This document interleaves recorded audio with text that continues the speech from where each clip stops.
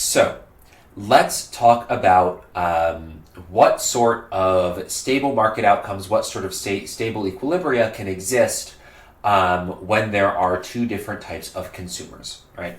So let's start with the case where we have two types of consumers. Well, every case is going to have two types of consumers, right? We're going to have robust consumers and frail consumers.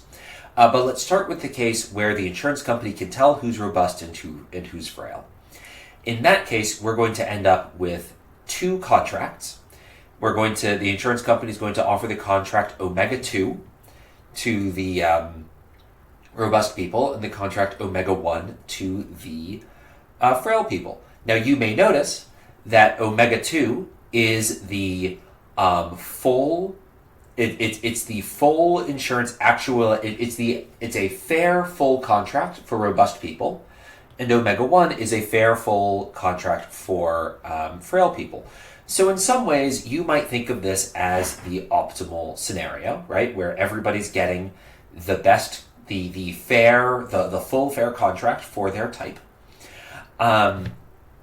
However, we should still check this as an equilibrium, right? So let's check this as an equilibrium. Let's start with robust people, right?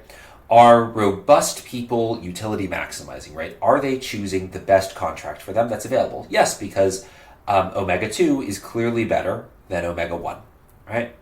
So let's see if the frail type is utility maximizing. Well, let's see. They would like to move up to omega 2, but the insurance company can see who they are, and so they cannot move to omega 2, and so they choose omega 1 because it's still better than not being insured, which is point E.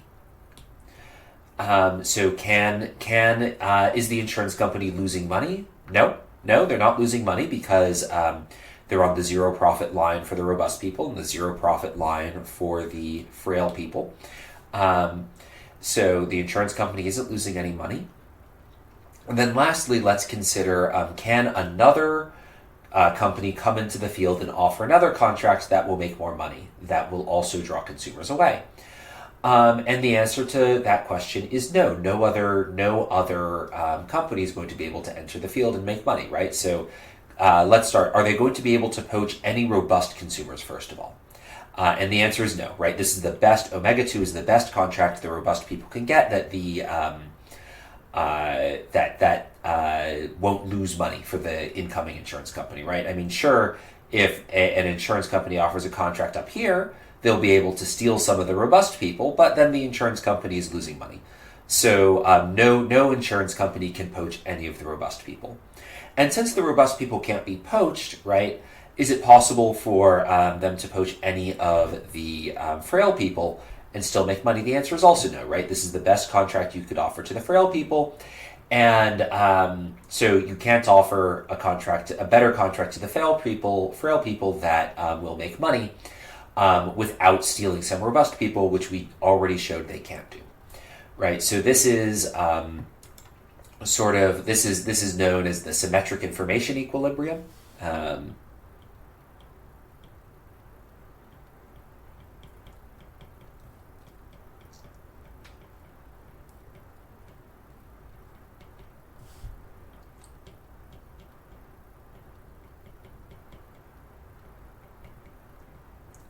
And everything from an economic perspective works out here, right? There's no problem with adverse selection, and everything is fine. But now let's say, okay, let's say the insurance company can't tell who's robust and who's frail, right? What happens next? Well, in that case, we're going to consider two types of equilibrium. The first is a pooling equilibrium, right? And a pooling equilibrium is an equilibrium where there's one insurance contract that both the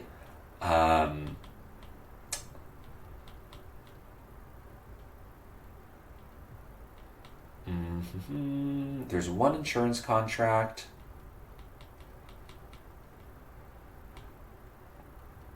a pooling equilibrium is an equilibrium where there's one insurance contract that attracts both frail and robust customers. So this is a contract that attracts both frail and robust customers, and also satisfies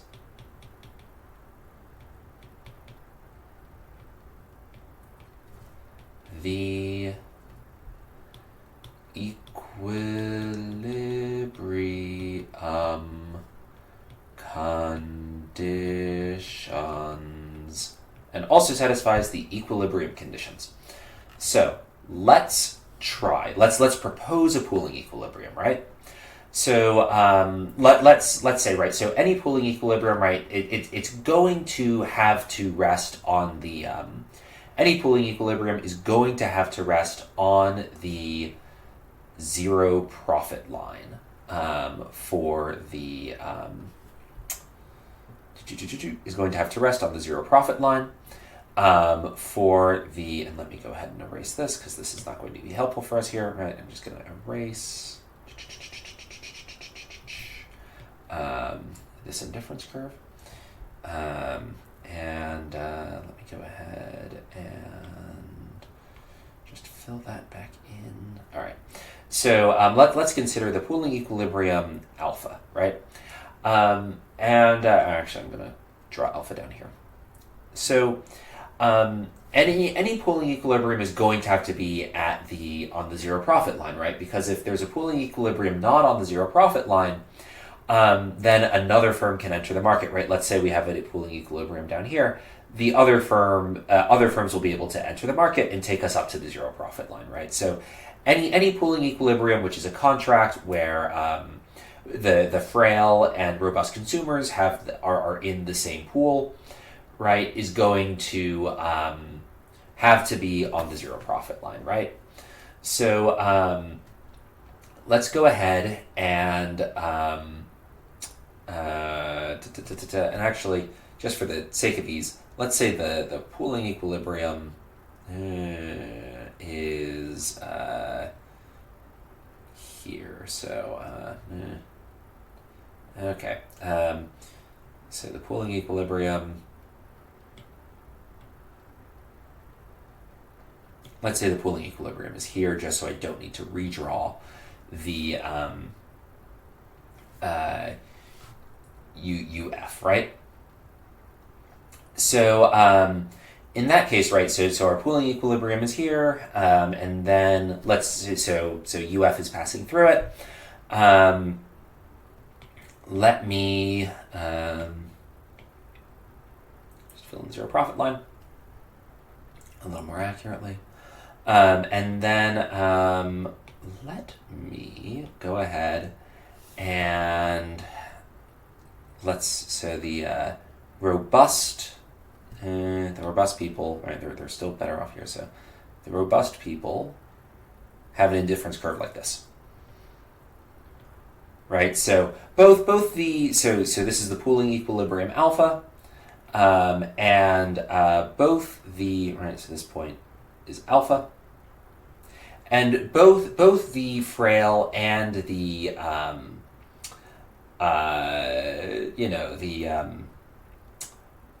the robust people are better off for having this equilibrium, right? So let's see if this is stable, right? Well, yes. So in some ways, yes, right? This fulfills some of the equilibrium conditions, right? This is the best contract available to both the frail and the robust types, right? I mean, maybe the robust types would like to have this contract, but the insurance company isn't offering to them. And the frail people, right, they clearly prefer this to being uninsured.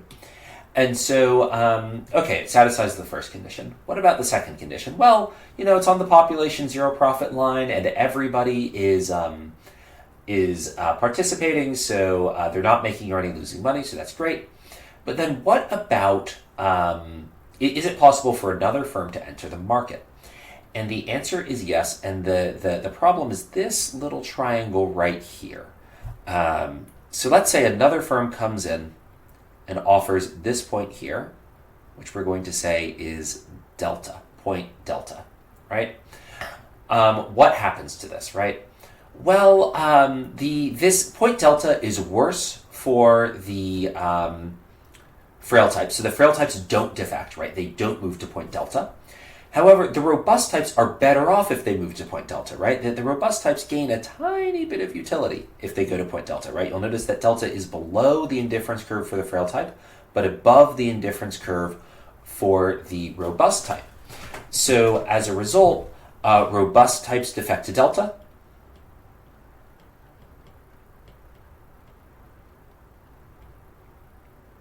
Robust types go to delta. And then once that happens, right, is it worth it for the insurance company coming in? Yes, delta is below the zero profit line, and so the pooling equilibrium is destroyed, right?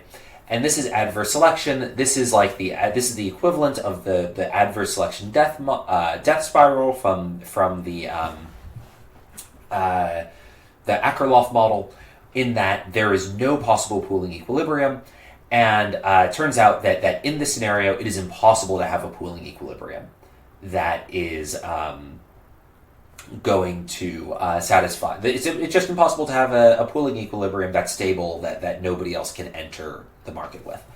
So you can prove this, where there is no possible pooling equilibrium. There's no equilibrium where the robust and frail types choose the same contract willingly. Now, it's worth noting, many countries actually have this equilibrium, and the way they enforce it is they strong arm they force, by law, the robust types. They force healthy people to buy the same insurance contract that they force sick people, that they let sick people buy, right? So in like, for instance, in countries with a sort of national healthcare system, or a national insurance system, health insurance system, what countries are doing is they effectively force healthy people to subsidize sick people. And that creates its own problems, which we'll discuss later. You might think that's unfair, but that is how a lot of the world has decided to design their healthcare, including, by the way, that's one of the things Obamacare tried to do, and then they were overruled by the Supreme Court. So let's move on to another concept of equilibrium called a separating equilibrium, right? So there's no equilibrium where the robust and frail types choose the same contract willingly. But what about a separating equilibrium?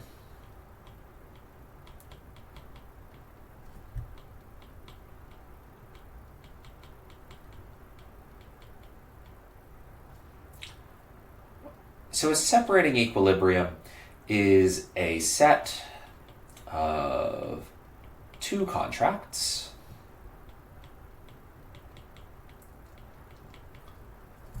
that satisfies the equilibrium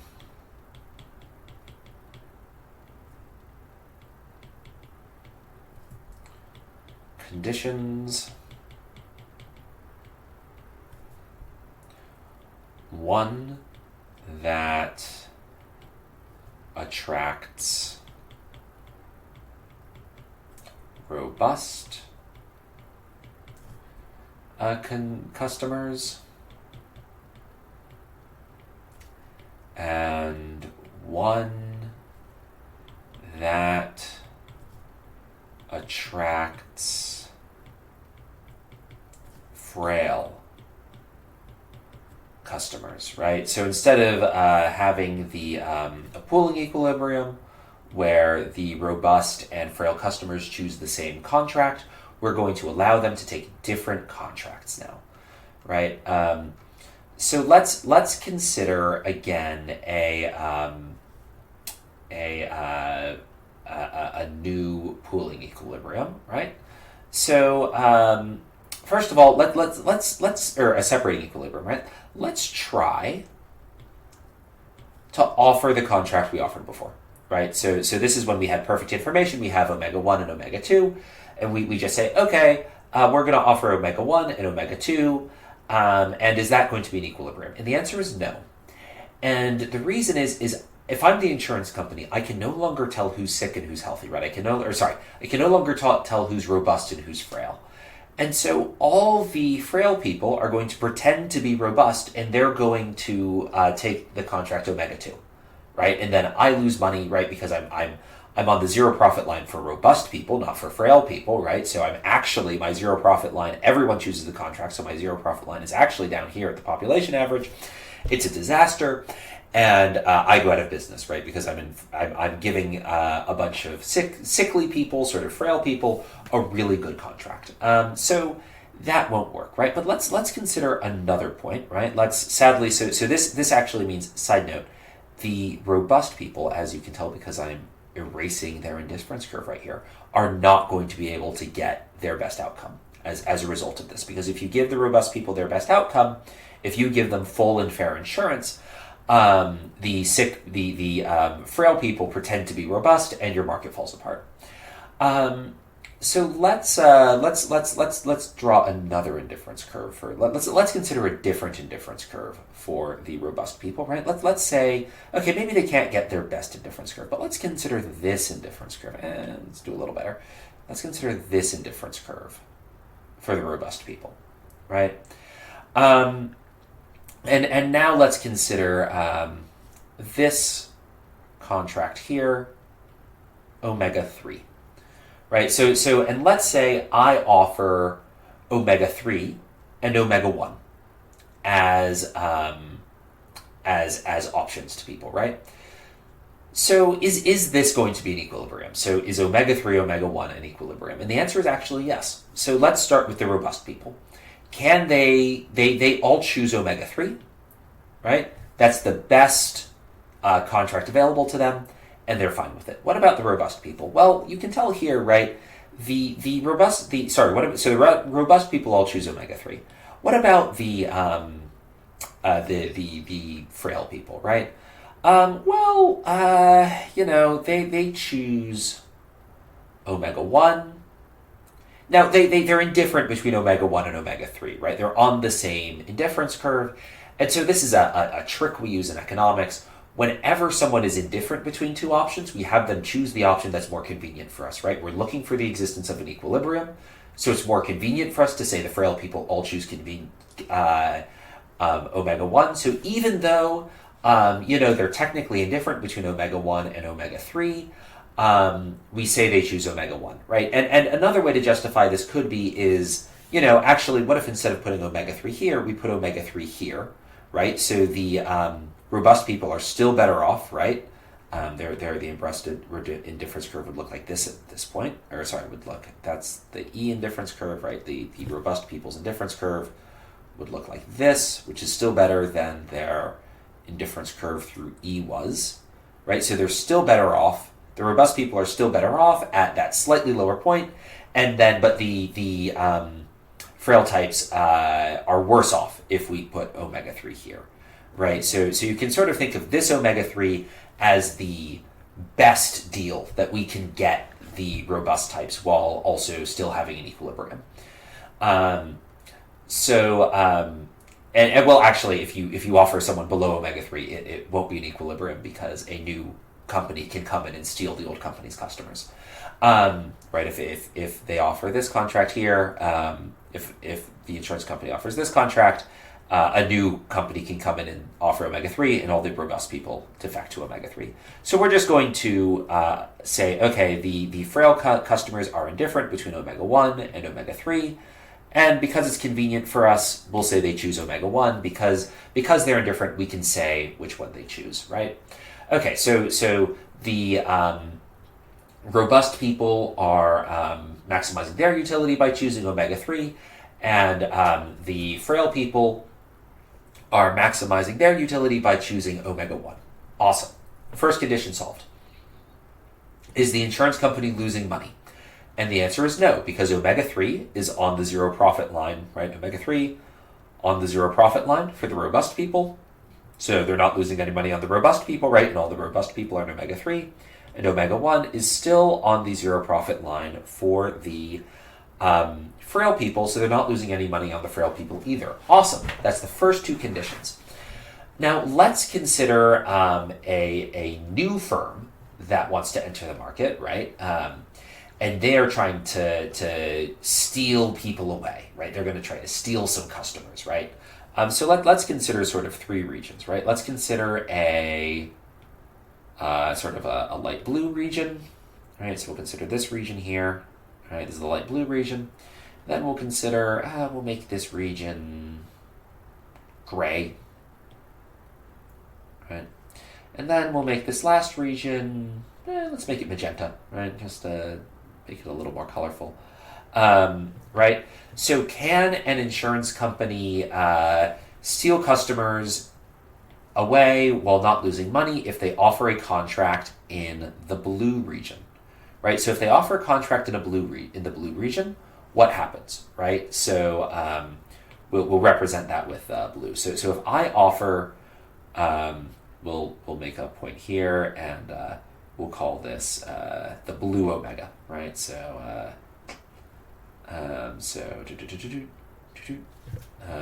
so we have a point here, right? And what happens at this blue point, right? So what if an insurance company tries to offer a contract there, right? Well, if they try to offer a contract there, what's going to happen? Well, they don't get any robust people, right? So the robust people don't defect, so they steal no robust people. At the same time, all the frail people move to the new point. So they do steal things, but at that point they're losing money, right? Because they have all frail people, they're up here, the zero profit line for the frail people is down here, so the insurance company loses money if they go to the blue point, right? So the blue point, robust, stay, frail, defect, insurance company or competitor loses money, right? So they can't go. So a rival insurance company cannot enter the blue region. What about the gray region, right? So what if an insurance company offers a point there, right? So for the gray point, what's going to happen, right? Well, all of a sudden, the robust people are going to defect, right? So the robust defect, right? The robust are like, ooh, yay, I can get better off, right? I can get to a higher indifference curve if I move to the gray region, awesome. But do you know who else defects? It's the frail people, right? So the frail people also defect. And at that point, everybody moves to that new point, right? So robust defect, frail defect,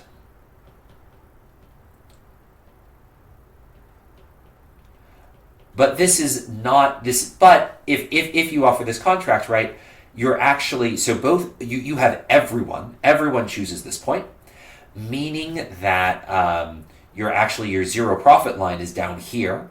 Yikes! So you're going to lose money, right? Because your zero profit line is here. You're above your zero profit line. And so if you're a potential competitor and you're looking at coming into the market and offering this contract, you don't, because you're going to lose money on it, right? So competitor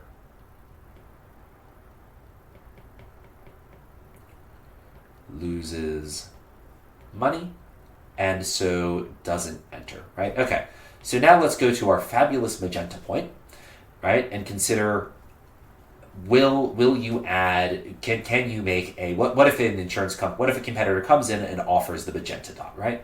Well, what's going to happen? They get no frail people, right? Which from the insurance company, they're thrilled, right? Woohoo, they get no frail people, right? So the frail people stay put, and the robust people defect, right? Because the robust people can, right, this magenta point is above their indifference curve, their current indifference curve, right? So this is better for the robust people.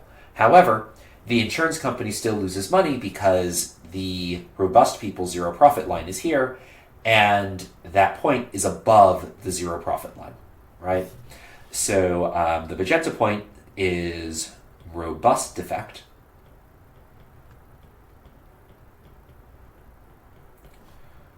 frail stay,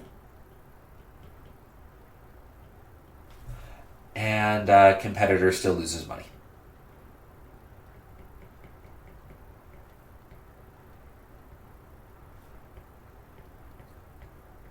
right? And of course, we still can't offer anything up here, right? The competitor will lose money, and anything down here, nobody will defect to, and anything over here, that's weird. We're just not, like, you can make a weird graph where you show everything symmetric, but we're just not going to consider things up here, right? We're not going to consider the case where you get more money in the bad state than you do in the good state, right?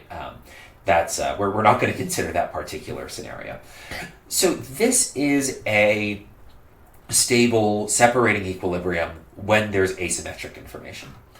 Now you may say, awesome, this is great. Is this guaranteed to happen? And the answer is no. It's possible to have a scenario where the separating equilibrium cannot occur, right? And the way that happens is basically if the robust people have a different shaped indifference curve, right? And there's sort of a new region that exists, right? So suppose instead of the picture I just drew, right? Let's suppose the robust people, their indifference curve looks like this. It's going to be a little crazier, and it's going to be a little more difficult to draw. It's not going to be much crazier, but it's in some ways less crazy actually. So it's a little shallower, right? The robust people have a shallower indifference curve, and their indifference curve is nope, not good. Their indifference curve is going to look like this.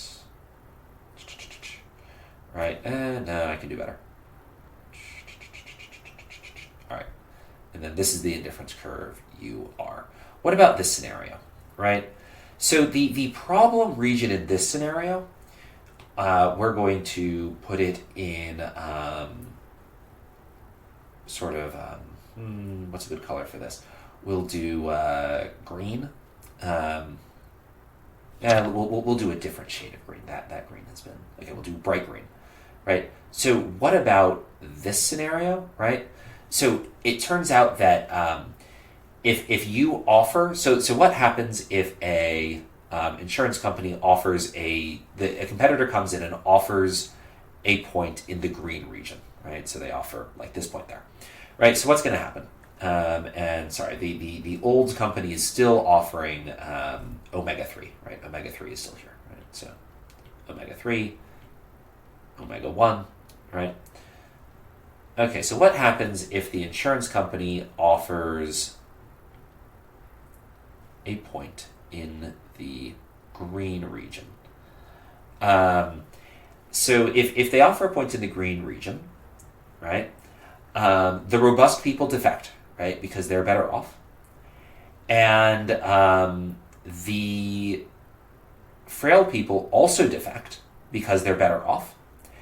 But, right, you'll notice this is still below the zero population line. And so the competitor doesn't lose money. So with the green point, robust, defect, frail, defect, competitor,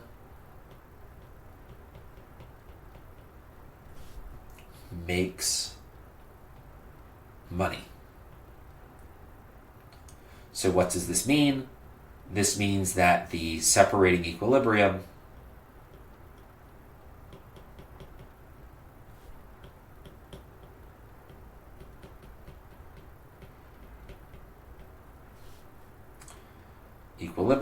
breaks down. Right? So we're not guaranteed to have a separating equilibrium, right? If this green region exists, which it didn't exist back here, right? There was no there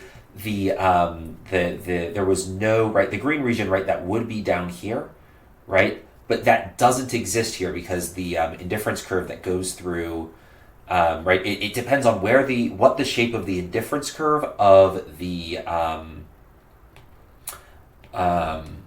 robust people, of the robust types is. It depends on what that indifference curve is that goes through what their indifference curve that intersects with the frail people's indifference curve at the